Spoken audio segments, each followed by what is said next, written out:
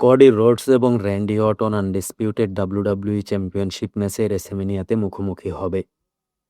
এই ম্যাচটা ঠিক হয় মূলত যখন র্যান্ডি অর্টন 2026 সালের এলিমিনেশন চেম্বার জিতে যায়, আর অপরদিকে কডি রোডস চ্যাম্পিয়নশিপ জিতে যায় ড্রু ম্যাকিন্টায়ারের বিপক্ষে।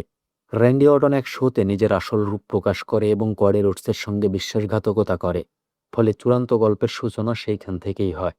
এই গল্পের মধ্যে দুজনে তুলে ধরে 2008 সালের এক টিমে থাকার সেই স্মৃতি, যেখানে এই দুইজন ছাড়াও টিমে ছিল টেড ডেভিয়াস জুনিয়র। যাই হোক, সম্প্রতি টুইটারে প্রকাশিত এক ফোন কল ফাঁস করে ডাব্লিউডাব্লিউই, যেখানে এক মিস্ট্রি পার্সনের সঙ্গে কথা বলছেন র্যান্ডি অর্টন। অপর প্রান্তের মানুষকে র্যান্ডি বলেছিলেন, তোমাকেও ধন্যবাদ, তুমি আমার জন্য যা করেছ তাতে আমি সত্যিই কৃতজ্ঞ। আর হ্যাঁ, মনে হয় সবই ঠিকভাবেই চলছে, আমরা এখন পুরো প্রস্তুত, তাহলে এই শুক্রবারই সেন্ট লুইসে দেখা হচ্ছে। এই ভিডিও ছড়িয়ে পড়ার পরে সবার মনেই প্রশ্ন ছিল, কে এই ব্যক্তি আর কাকে মেন্টর হিসেবে সামনে আনতে যাচ্ছে ডাব্লিউডাব্লিউই।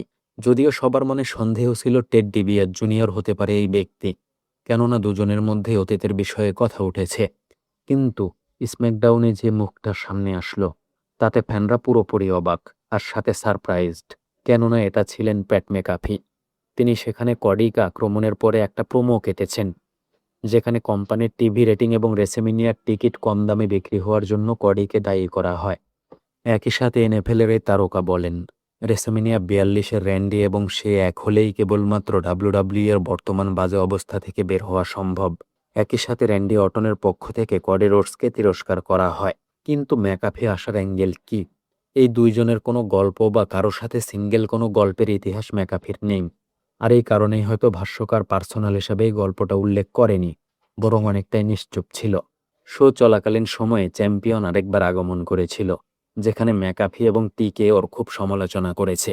বডি স্ল্যাম বলছে কোম্পানির পক্ষ থেকে তাকে বলা হয়েছিল স্ক্রিপ্টের বাইরে প্রোমো কাটতে, আর সেভাবেই নিজের প্রোমো কাটে কডি রোডস।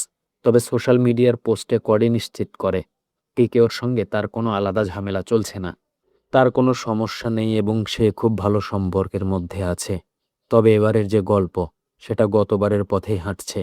মানে গতবার জন সিনা এবং কডি রোডসের গল্পে ট্রাভিসের কারণে বু পেয়েছিল, আর ঠিক একইভাবে এবারও আরেকজনকে সামনে আনা হলো। এদিকে ডাব্লিউডাব্লিউ এর ব্যাক স্টেজ টিকে ওর ওপর রেগে আছে, কারণ তারা একেবারে শেষ সময়ে এই গল্পের মধ্যে নিজস্ব কোম্পানির ইনভলভ চায়নি। আবার ট্রিপল এইচের সাথে কোম্পানি এই কাজ জোর করে করেছে, মানে triple H head of creative, তারপরেও তাকে টিকেও বাধ্য করেছে গল্পের রেসলিং স্টার বাদ দিয়ে এনএফএল স্টারকে যুক্ত করতে। কিন্তু ট্রিপল এইচ এটার পুরো বিরোধী ছিলেন, তারপরেও তাকে করতে হয়েছে। এভাবে তাকে প্রেসার দেওয়া হলো কেন, এটা একটা প্রশ্ন। উত্তরে বলা হচ্ছে রেসেলম্যানিয়া 41-এর প্রতিশোধ নিতে যাচ্ছেন দ্য রক। মানে 2025 সালে রকের প্রস্তাব পুরোপুরি ফিরিয়ে দিয়েছিল কডি রোডস, আর সবাই বিশ্বাস করে এই কাজটা করেছে ট্রিপল এইচের বুদ্ধিতেই। ফলাফলস্বরূপ সেই গল্পটা ফ্লপ হয়েছিল, যে কারণে আবার ট্রিপল এইচের নেওয়া সিদ্ধান্তকে সরিয়ে দেওয়া হলো, আর তাতে যুক্ত করা হলো আরেকজনকে। তবে সব জায়গায় ভিকটিম একই, মানে কডি রোডস। এদিকে ফলাফল বলছে কডি রোডসের বিপক্ষে যদি প্যাট ম্যাকাফি দাঁড়ায়, তাহলে গল্প এমনিতেই বুল আপ করবে, যেটা সবচেয়ে বেশি প্রভাব ফেলবে কডি রোডসের ওপর।